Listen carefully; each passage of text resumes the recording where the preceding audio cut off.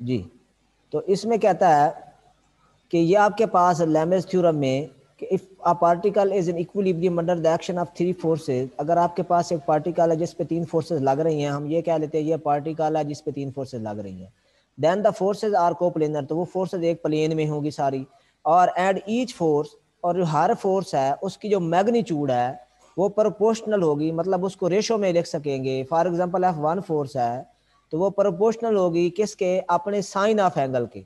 तो sign of angle, और वो एंगल कहाँ से होगा, बिटवीन अदर टू, जो बाकी दोनों फोर्सेज हैं उनके दरमियान एंगल होगा, तो इन दोनों के दरमियान एंगल अल्फा है तो यहाँ अल्फा एफ आएगा। इस तरह से आप इसको लिख सकते हैं, ठीक है। तो प्रूफ में हम लिखते हैं since particle is an equilibrium, particle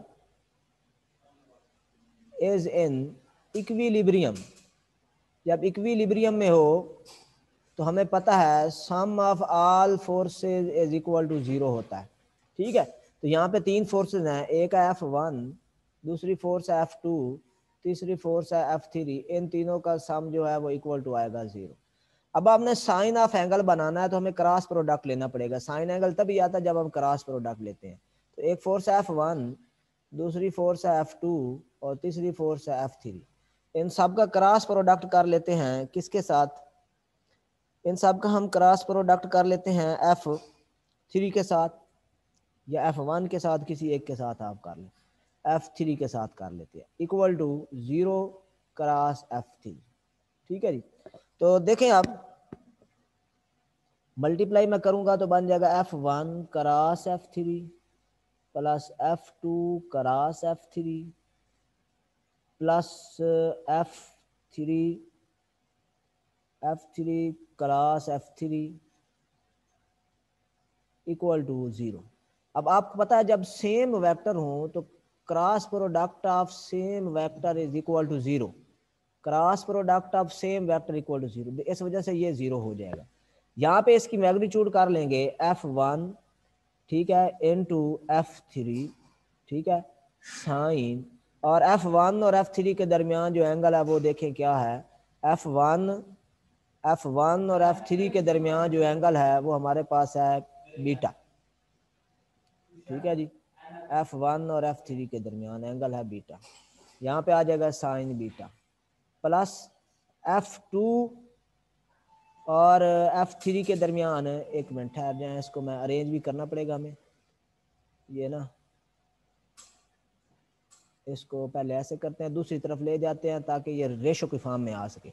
F1 cross F3 is equal to minus F2 cross F3, ठीक है। अब इसमें हम ऐसा करते हैं, ये आपके पास आ गई F1 क्रॉस F3, ठीक है, इक्वल टू, ये आपके पास जो वैल्यू है आएगी इस तरह से, आप गौर करें, ये है F2 और ये है F3, ठीक है। इनका नेगेटिव का साइन जब मैं ख़त्म करना चाहूँगा तो क्या होगा, ये F3 क्रॉस F2 हो जाएगा, क्योंकि क्रॉस प्रोडक्ट में जब आप ऑर्डर चेंज करते हैं नेगेटिव का साइन ख़त्म हो जाता है, ये नेगेटिव साइन आ जाता है। अब इसका हम साइन इसकी मैग्नीट्यूड कर लेते हैं, क्योंकि साइन में आपको पता है A क्रॉस B जब हम करते हैं तो फिर एक वेक्टर ही आता होता है साइन साथ नॉर्मल वेक्टर, तो मैग्नीट्यूड करेंगे तो नॉर्मल यूनिट वेक्टर जो होता है इसकी मैग्नीट्यूड फिर 1 हो जाती है, ठीक है। इसलिए हम इसकी मैग्नीट्यूड कर ली, अब वो यूनिट वेक्टर साथ लिखने की जरूरत नहीं है। साइन F1 और F3 के दरमियान जो एंगल है वो पुट कर दे, F1 और F3 के दरमियान एंगल कितना है जी, बीटा, यहाँ पे बीटा पुट कर दिया, equal to F3 F2 sign, और इन दोनों फोर्सेस के दरमियान जो एंगल है वो हमारे पास कितना है, F3 और F2 के दरमियान एंगल है अल्फा, यहाँ पे पुट कर दिया अल्फा, ठीक है, विच इज इक्वल टू, इस सब में F3 जो है वो कैंसिल हो रहा है, मैग्नीट्यूड बन गई है ना, कैंसिल हो गई, F1 ओवर F1, ये जो साइन अल्फा है इसको इधर आके डिवाइड कर दूंगा, इक्वल टू, इधर F2 बचा है और ये जो साइन बीटा है इसको इधर आके डिवाइड कर दूंगा, ठीक है। ये F1 equal to F1 over sine alpha equal to F2 over sine beta. Similarly बाकी भी लिख रहे, similarly F2 over sine beta equal हो सकता है F3 ओवर साइन गैमा के, ठीक है।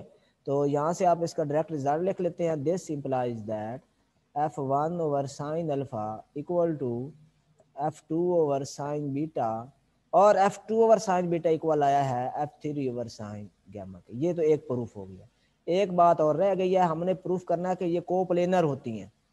ये कंडीशन इसमें बताई गई है, then the forces are coplanar. ये भी प्रूफ करना है कि कोप्लेनर भी हैं ये। तो इसका प्रूफ देखें, फार कोप्लेनर है, फार कोप्लेनर एक प्लेन में होगी। तो हमें वही कंडीशन दी हुई है F1 plus F2 plus F3 sum of three forces is equal to 0। अब अगर ये आपके पास कोप्लेनर है ना, तो इनका हम अगर डॉट प्रोडक्ट करें तो स्केलर ट्रिपल प्रोडक्ट 0 होता है। जब तीन फोर्सेज कोप्लेनर होती हैं तो उनका स्केलर प्रोडक्ट 0 होता है। ठीक है, मतलब दो ए डॉट बी क्रॉस सी अगर आप करें, ये स्केलर प्रोडक्ट उनका 0 होता है। तो हम चेक करते हैं कि ऐसा है कि नहीं है। तो हम इसको F1 plus F2 plus F3 है, तीन फोर्सेज हैं, हम इनके साथ डॉट प्रोडक्ट कर देंगे किसका, दो फोर्सेस का, F2 क्रॉस F3 का, कोई सी दो फोर्सेस का। ठीक है, तो डॉट प्रोडक्ट को सॉल्व करते हैं। ये बनेगा F1 dot F2 cross F3, ये एक केस बन गया, प्लस ये वाला प्लस का साइन आया, फिर F2 dot F2 cross F3। ठीक है जी, ये यहाँ पे वैल्यूज आ गई। अच्छा, फिर प्लस ये वाला प्लस का sine, F3 dot F2 cross F3 equal to 0। ठीक है जी, अब हम इसको सॉल्व करते हैं आगे।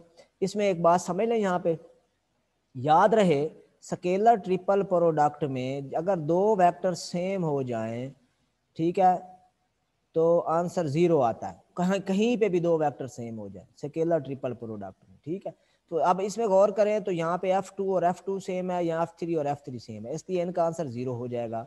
आपके पास आ जाएगा F1 dot F2 cross F3 plus zero equal to 0।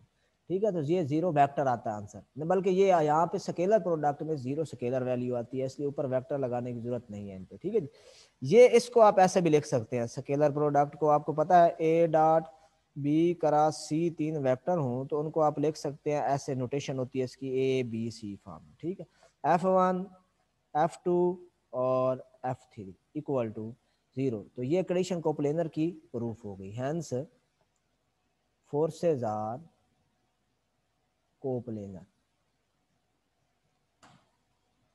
ठीक हो गया जी। हाँ जी।